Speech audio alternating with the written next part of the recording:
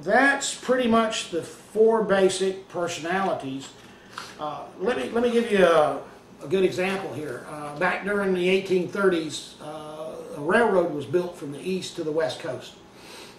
And it was dreamed of for years, but it was impossible to build because you had these big rivers and these tall mountains.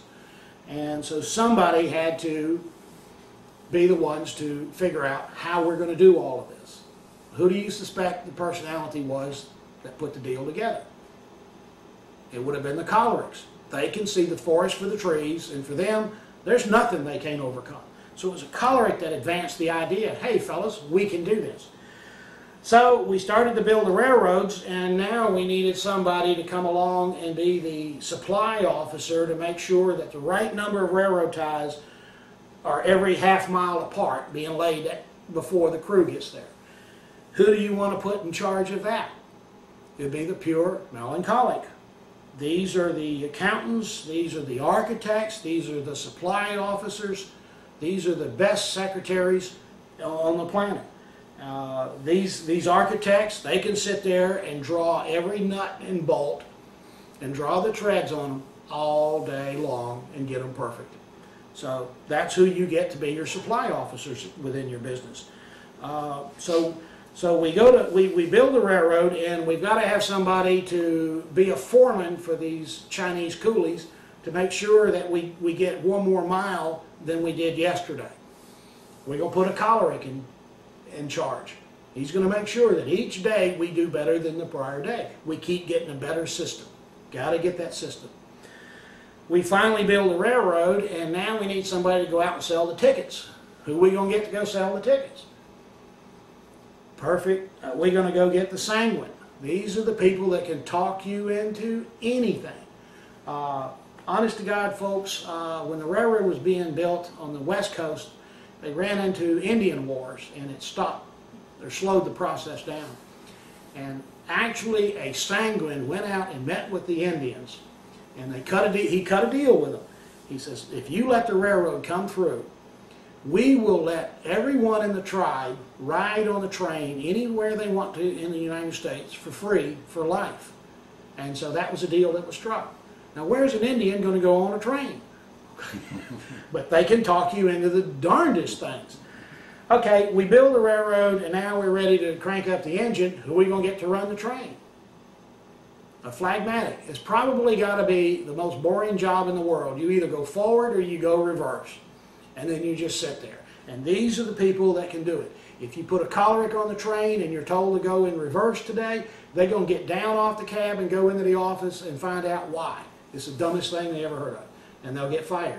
By the way, during peacetime, most of you military officers are phlegmatics. Okay, you lose your Cholerics because they show their butt. They get in an argument and they're out. But the phlegmatics make it during peacetime because they can take an order and keep their mouth shut and go do it. So, like I said, when war breaks out, though, you get rid of the phlegmatics and you trade them in for Cholerics. Let's see.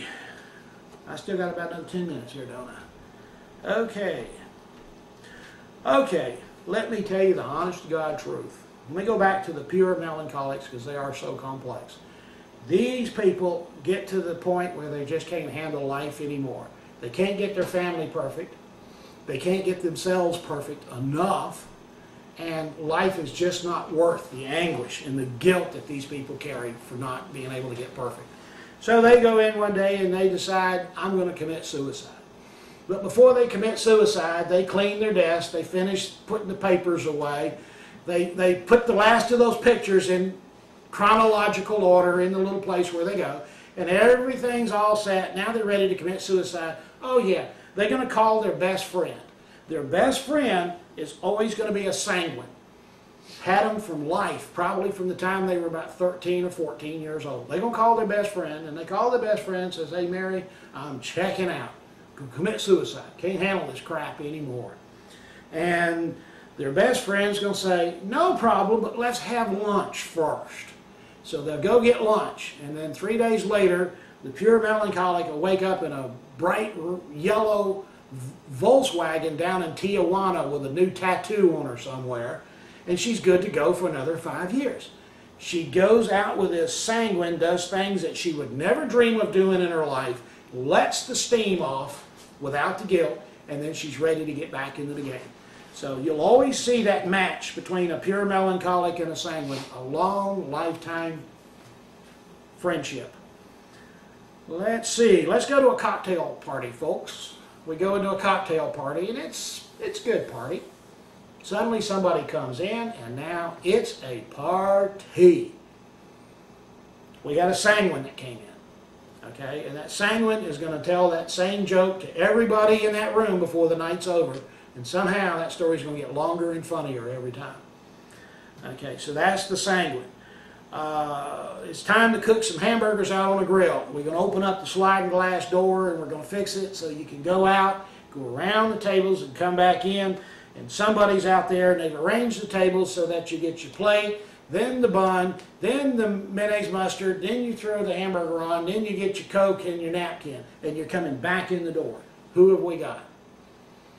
We've got the choleric, okay? They're always organizing systems and people. That's the choleric. We've got somebody over here sitting in an easy chair drinking a beer and just watching the people. We've got a phlegmatic. They love to sit and watch people. They could do it all day. Well, hell, they do it every day, all day long. They can just sit and watch. We've got one person with their back against the wall having a long 45-minute, very deep conversation with another human being. We've got the perfect melancholy. So you can walk into a party of absolute strangers and spot these people. Spot them. Let's go shopping. Oh, I'm right on time here. Let's go shopping. We got the poker game. We need somebody to go get some food. We send the sanguine out to go get some pizzas. They come back with 49 mops and a bag of hot dogs, and it takes them an hour and a half to do it. Okay? They got the 49 mops because they're on sale. Don't know what they're going to do with them, but by God, they were on sale. Okay? And they got halfway to the store, and they forgot what they went for, and then they got the hot dogs. Hey, and it took so long because they ran across 2 or 3 people. One of the physical signs of a sanguine is that they can't keep their eyes centered. There's something wrong with their eyeballs. They keep looking to the left and to the right. What they're doing is they're looking for somebody that they can say hi to. Okay? So that's a dead giveaway physical sign as well on those sanguines. They're going to meet somebody and they're going to have a long conversation with them. That's why they're always late for everything. They can't keep their mouth shut. Thank God for them, though. Let's see, we're going shopping. Oh, choleric just absolutely hates to go shopping. But when they go get the 3 things that they need and they're out the store. Melancholic. Oh my God, my wife is one of these lovely people. You need to go buy a white blouse. They'll go in the store, they'll find the perfectly white shade of blouse. And it's at a good price. But they leave it on the shelf and they go shopping for another hour looking at white blouses in all the stores, and then they're going to come back and buy the first one that they found because it just has to be perfect. They have to know that there's not a white out there. Okay? That's my wife. By the way, the melancholics are coupon clippers. Okay? They know where every penny went in their life. They know exactly how much money is in their pocket. These people, by the way, big tip-off to you folks, if you're married to one, they have secret bank accounts. Okay? They always have emergency money. They just never caught short. They're extremely thrifty with their money. Okay, so we're going shopping. Phlegmatics, they're going to starve to death. They're never going to get up and go shopping. Okay? If 2 phlegmatics ever marry, they're going to die of starvation. Either that or disease from never cleaning the house. The melancholics, they have a daily ritual that you better not say one word to them. Usually it's vacuuming or it's brushing their teeth or something. With my wife, it's the first 15 minutes she's up. She gets her cup of coffee and she reads the paper. If I say anything other than good morning, dear, it's a bad day. And once you, if you're married to a melancholic, once you find that daily alone time ritual and you respect it, it's a happy world.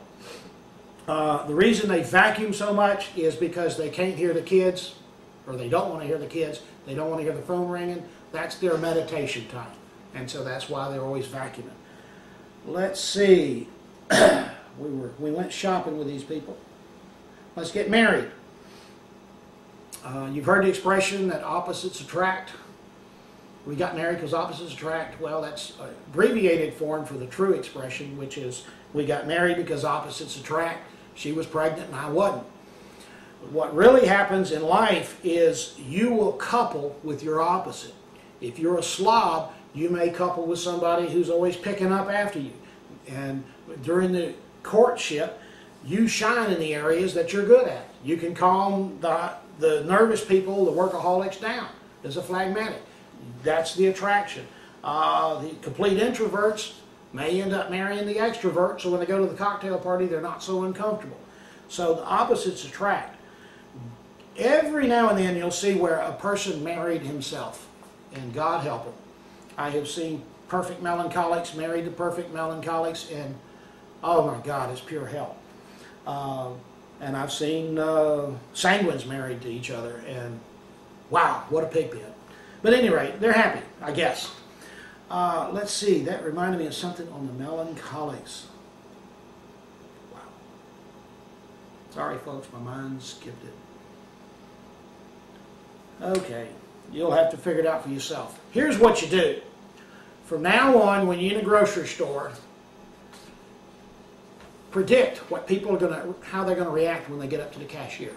Are they going to be bubbly and friendly? Are they just going to do business and get out the door? Are they going to mumble? You start spotting these people and learn this. This is almost like a language. Teach this to your spouse. And when you're dealing with people and you go home and you say, honey, guess what happened today? Tell your spouse what these people are before you tell the story. Said there was this choleric and there was this melancholic, and let me tell you what happened. And you can, in just normal conversation, you will be able to figure out how they're going to react, how they're going to respond. Okay? They're like robots, and so it gets very easy to predict how to deal with these people. If you're a salesman, the sanguines, God, don't forget, all you got to do is show them colorful brochures and tell them it's fun and it's half price if they act now, and they'll buy it. Choleric, you got 5 seconds at most to close them. Okay, you got 5 seconds. Melancholic, you are not going to get a decision for 2 weeks. Leave brochures and leave facts and pie charts, and they'll study it and then get back with them. If you're trying to sell to a phlegmatic, you have to say that it's easy and it doesn't need cleaning. If you happen to call on a purchasing agent or somebody in upper management who is a phlegmatic and you want to close the deal, here's how you do it. You close the deal with a person who is directly underneath them, because that is the decision maker in the organization. It is not the phlegmatic. Okay, so that's how you do business with these people. Learn to spot people, and most people, you'll laugh your butt off for 3 months, and then suddenly you'll be putting your makeup on or shaving, and you'll say, oh my God. And you're going to see every relationship in your life and why it worked or didn't work. That reminded me of what I forgot to tell you on the pure melancholics. Pure melancholics get dumped by every boyfriend or girlfriend they ever had except for one. You always get your one lick in. But they always get dumped because those partners to these melancholics, doesn't take them long to figure out, I'm in the wrong relationship. This is not working. And so they'll bail out. But the perfect melancholic keeps thinking, if I can just keep working on this person, I can get them right. And so these people always end up getting dumped on. So that was the last thing I was going to tell you. I hope you use this. I hope you teach it to your family and use it on a daily basis, because I'm going to tell you, the worst thing that can happen to us is to go through life having expectations of others that are not going to come true. Okay? We each have our talent, and we each are in our own little world doing our own little thing, and if we think everybody's like us, we are going to be very unhappy. And so with this, every group that you get involved with should have somewhat of a mixture of these people. The sanguine and the phlegmatic keep the peace and keep us from killing each other, and the two in the middle are going to get the work done. So this is a perfect work group. I wish you the best with it. God, I know y'all gonna laugh your butts off for the next 3 months, so enjoy it. Thank you very much.